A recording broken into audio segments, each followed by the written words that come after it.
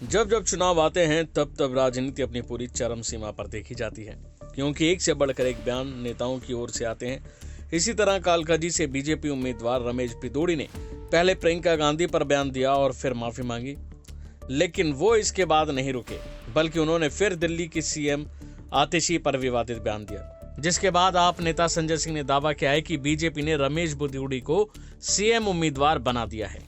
आप बताइए, उसने संसद में गाली दिया, उसके बाद उसको टिकट दिया। उसने पहले दिन 2 महिलाओं को गाली दिया, दिल्ली की निर्वाचित मुख्यमंत्री को गाली दिया, प्रियंका गांधी को गाली दिया। तो गालीबाजी तो सबसे बड़ी योग्यता है ना बीजेपी में। आप देखिए कल से चैनल पे कितना चल रहा है, वो कितनी उसकी ख्याति बढ़ गई है भाजपा में। सारे भाजपाई उसके पक्ष में खड़े हो गए हैं। तो असली मुख्यमंत्री का चेहरा वही होगा, वही है बीजेपी का मुख्यमंत्री का चेहरा।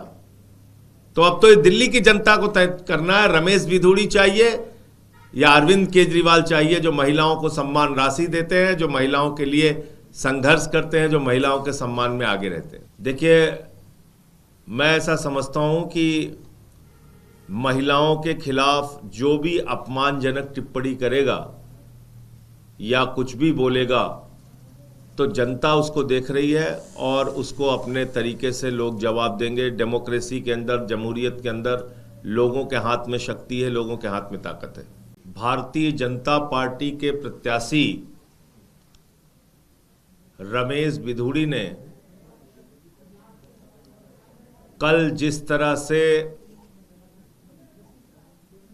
भद्दी, अपमानजनक गालियां देने का काम दिल्ली की महिला मुख्यमंत्री को किया,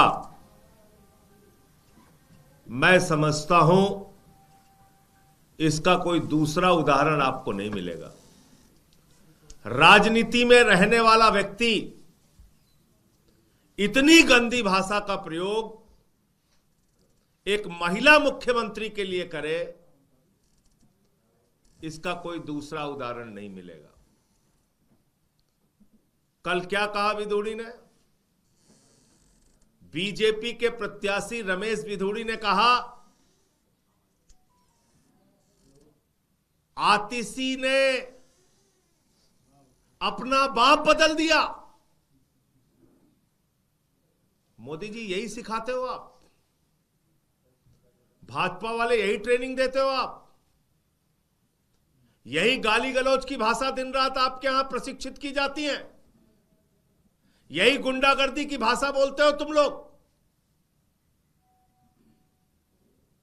आतिशी के पिताजी 80 साल की उम्र के हैं, वृद्धावस्था में हैं, बीमार हैं, और ऐसी हालत में आप उनको गालियां दे रहे हैं। उनके मां बाप को गालियां दे रहे हैं। शर्म नहीं आती? मैं समझता हूं भारतीय जनता पार्टी इस देश की सबसे बड़ी गुंडों और गालीबाजों की पार्टी है। पहले तो उस व्यक्ति को टिकट दिया जिसने संसद में गाली दिया था। उसकी योग्यता यह है कि उसने संसद में गाली दिया था।